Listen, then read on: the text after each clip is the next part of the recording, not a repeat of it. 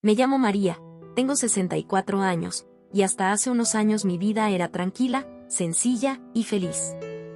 No tenía lujos, pero tenía lo más importante, mi independencia y a mis 3 hijos. Siempre me consideré una mujer fuerte. Crié sola a 2 de ellos después de que mi esposo nos dejara, y al tercero lo tuve cuando pensé que ya no tendría fuerzas para seguir. Pero lo logré. Trabajé como secretaria toda mi vida, me levantaba antes del amanecer, preparaba lonches, planchaba camisas, dejaba la casa impecable y aún así llegaba puntual a la oficina. ¿Cansada? Siempre. ¿Feliz? Sí, porque lo hacía por ellos. Recuerdo que cuando era joven, mi mamá me decía, María, ahorra para ti, para tu vejez.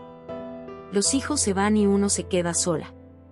Yo sonreía y le respondía, ay, mamá, si mis hijos son mi vida. Ellos nunca me dejarán. Qué ingenua fui. Pensaba que el amor que das siempre vuelve, pero la vida se encarga de enseñarte que no es así. Cuando me jubilé, sentí que al fin podía descansar. Me mudé a una casita pequeña pero mía, con un jardincito donde sembraba flores. Mis hijos ya eran adultos, cada uno con su familia y sus problemas, pero yo siempre estaba ahí, cuidando nietos, prestando dinero cuando podía, cocinando para todos cuando venían. Nunca decía que no. Era mi forma de seguir siendo útil. Me gustaba levantarme temprano, preparar café y mirar por la ventana como el sol iluminaba mis geranios. Era mi momento favorito del día. Veía pasar a los vecinos, escuchaba los pájaros y me sentía en paz. Nunca imaginé que llegaría un momento en que daría todo por volver a ver ese amanecer. Siempre fui sana. Apenas alguna gripe o dolor de espalda, nada grave. Pero hace 3 años, empecé a notar algo raro, veía borroso de repente, como si el mundo se nublara por segundos.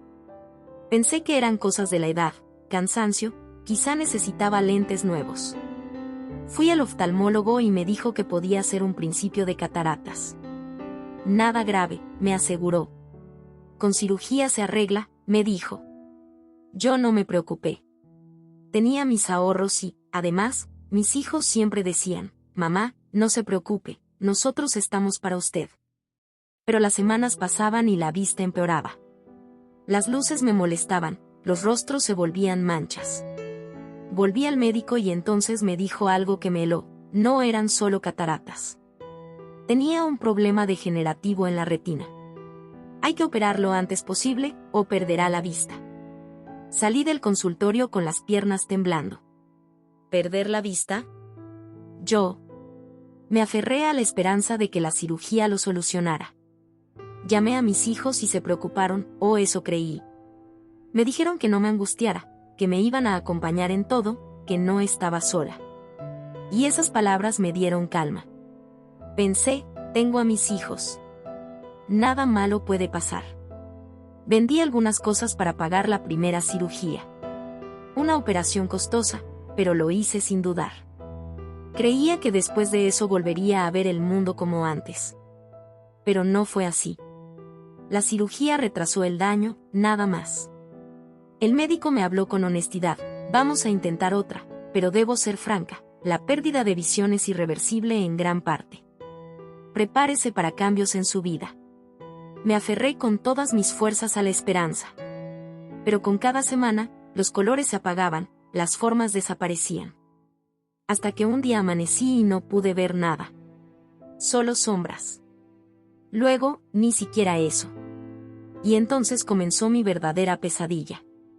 Porque perder la vista fue terrible, pero lo peor fue descubrir a quien le importaba realmente mi vida. El día que todo se volvió oscuridad fue un domingo. Recuerdo que intenté abrir los ojos para ver la luz del sol como siempre, pero no había nada. Nada. Ni una sombra, ni un destello. Solo un vacío negro que me ahogaba. Me quedé acostada, esperando que fuera algo momentáneo, que en unos minutos pasaría. Pero no pasó. El mundo se había ido para mí. Grité. Lloré como nunca. Llamé a gritos a Dios, a la Virgen, a quien fuera. ¿Por qué a mí? ¿Por qué ahora, cuando por fin quería descansar y disfrutar de mis últimos años? Me arrastré por la cama buscando mi teléfono, lo encontré a tientas y marqué el número de mi hija mayor. Contestó adormilada: ¿Qué pasa, mamá? ¿Por qué me llamas tan temprano? Hija, no veo. No veo nada. Hubo un silencio. Luego escuché su voz apresurada: Tranquila, ma. Espérame, voy para allá. En una hora estaban los tres: Ana, la mayor, Miguel, el de en medio, y Luis, mi hijo menor, el más callado. Yo lloraba abrazada a ellos mientras me decían lo que siempre decimos cuando no sabemos qué más decir: todo va a estar bien. No estás sola. Te vamos a cuidar. Y yo les creí.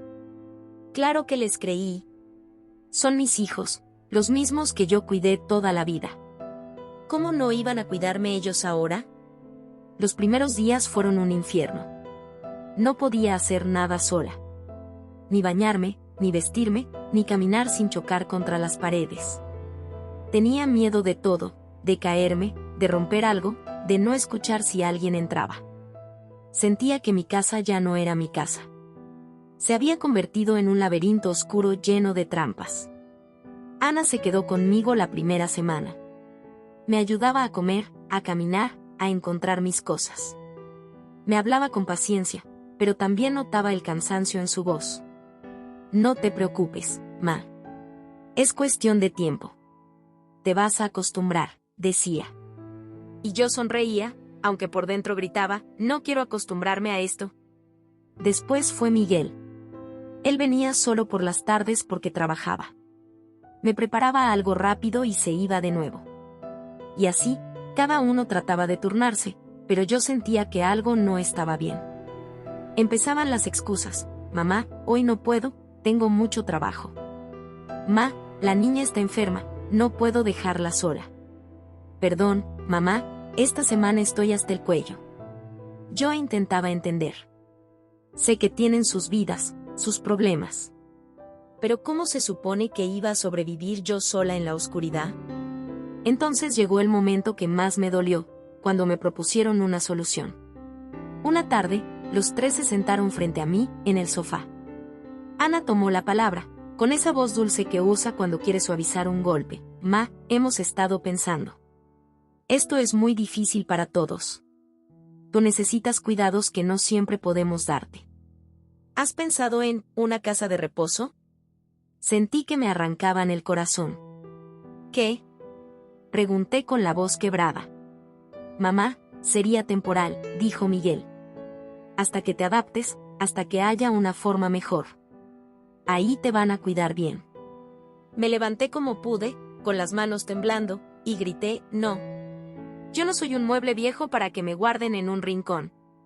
Esta es mi casa, y aquí me voy a quedar. Ellos guardaron silencio. Y en ese silencio escuché algo peor que cualquier palabra. Escuché la falta de compromiso, las ganas de sacarse un peso de encima.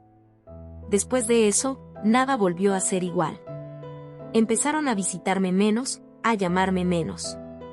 Y yo, empecé a aprender a moverme en la oscuridad, no porque quisiera, sino porque no me quedaba otra opción. Caminaba a tientas, memorizaba la posición de los muebles, contaba los pasos hasta la cocina. Cada logro era una batalla ganada. Pero con cada día que pasaba, entendía algo que me rompía por dentro: el amor que sentí toda mi vida no era tan fuerte como yo pensaba. Con el tiempo, las visitas se hicieron más cortas y las llamadas más escasas. Al principio me decían: Ma, ¿cómo sigues? Te prometo que mañana paso. Pero ese mañana no llegaba. Y cuando llegaba, era con prisa, con caras cansadas, con un solo me quedo un ratito porque tengo que irme.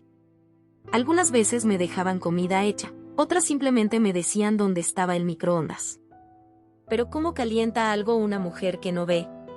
Aprendí a hacerlo con miedo, contando los segundos, temiendo quemarme. Y sí, me quemé varias veces. Lloré en silencio mientras el dolor me atravesaba la piel, no por la quemadura, sino por la certeza de que estaba sola. Empecé a notar cosas que antes no habría imaginado. Como aquel día en que escuché a Ana hablando con su esposo en la cocina. Creía que yo no la escuchaba. Es que ya no puedo más, decía. Estoy agotada. mamá no entiende que esto es mucho para nosotros. Pues díselo, respondió él, con tono molesto. O llévala a un asilo, como hacen todos. Sentí que me partían el alma. Fui a mi cuarto a tientas, con las lágrimas cayéndome. Me acosté en la cama y deseé que la tierra me tragara. Desde ese día, cada palabra bonita que me decían sonaba falsa. Cada te queremos venía acompañado de un pero. Y yo empezaba a creer que, tal vez, tenían razón. Que era una carga. Que sobraba. Un viernes, después de esperar toda la tarde, llamé a Miguel para pedirle que me trajera unas cosas del súper. Contestó con tono apurado: «Ma, no puedo ahora. Estoy en una junta». «¿Por qué no le pides a Ana?» Ana dijo que estaba ocupada. «Pues no sé, ma». «Haz lo que puedas, ¿sí?». Colgó sin siquiera despedirse. Me quedé con el teléfono en la mano, sintiendo que ya ni siquiera tenía derecho a pedir ayuda. Así empezó algo peor que la ceguera, la desesperanza. Comencé a saltarme comidas porque no quería molestar a nadie. Empecé a usar ropa sucia porque no podía lavar sola. Mi casa, antes llena de vida, empezó a oler a abandono, y yo también. Dejé de peinarme, dejé de sonreír, dejé de esperar. Hasta que llegó el día más oscuro, y no hablo solo por mi ceguera. Era domingo, mi cumpleaños. Me desperté con el corazón latiendo rápido, como una niña que espera sorpresas. Pensé, seguro vienen, seguro no se han olvidado. Me puse el vestido más bonito que encontré, aquel que tanto le gustaba a Ana. Me arreglé el cabello como pude. Esperé. Y esperé. El silencio era lo único que me acompañaba. Nadie llegó. Nadie llamó. Me senté en la sala, con la mesa vacía frente a mí, y ahí entendí la verdad. Para ellos, yo ya no era prioridad. Tal vez ya no era nada. Lloré como nunca antes. Lloré hasta quedarme sin voz. No solo por la soledad, sino por el amor que había dado toda mi vida y que ahora parecía no significar nada. Ese día me prometí algo: no iba a morir esperando que ellos me quisieran como yo los quise. Si tenía que aprender a vivir en la oscuridad sola, lo haría. Pero nunca más me humillaría rogando cariño. Lo que no sabía era que, en medio de tanta tristeza, la vida me tenía preparada una sorpresa. Porque cuando todo parece perdido, a veces, aparece una luz donde menos la esperas. Después de aquel cumpleaños, dejé de esperar. No marqué más a mis hijos. No pregunté si vendrían. Me limité a sobrevivir. Pasaba los días en silencio, escuchando el tic-tac del reloj, memorizando cada sonido de la casa para no sentirme tan perdida.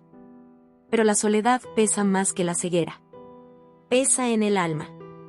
Una noche, mientras buscaba a tientas un vaso de agua, tropecé con una silla y caí al suelo. Sentí un golpe seco en la cadera y un dolor que me arrancó un grito. No podía levantarme. El teléfono estaba lejos. Y ahí me quedé, tirada en el piso frío, llorando, temblando, sintiendo que, si moría esa noche, nadie lo sabría. No sé cuánto tiempo pasó. Quizá horas. Hasta que escuché un golpecito en la puerta y una voz suave que dijo: «Doña María, ¿está bien?».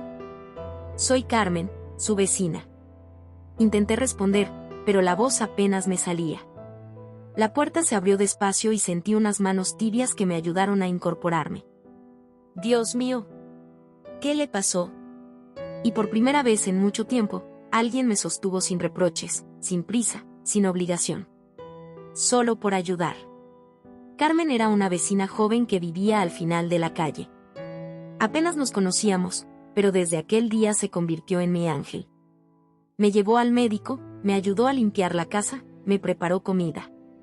Y lo hizo sin esperar nada a cambio.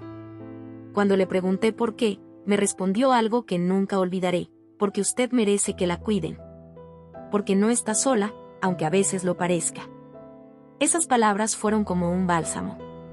Después del abandono de mis propios hijos, alguien que no tenía mi sangre me trataba con más amor que ellos. Me hizo ver algo que había olvidado: que la familia no siempre es la que nace contigo, sino la que aparece cuando más la necesitas. Con su ayuda, poco a poco recuperé fuerzas. Aprendí a moverme por la casa con seguridad, a usar un bastón, incluso a cocinar cosas sencillas. Carmen me enseñaba con paciencia, celebrando cada logro como si fuera suyo. Gracias a ella, dejé de sentirme inútil. Dejé de sentir que mi vida había terminado.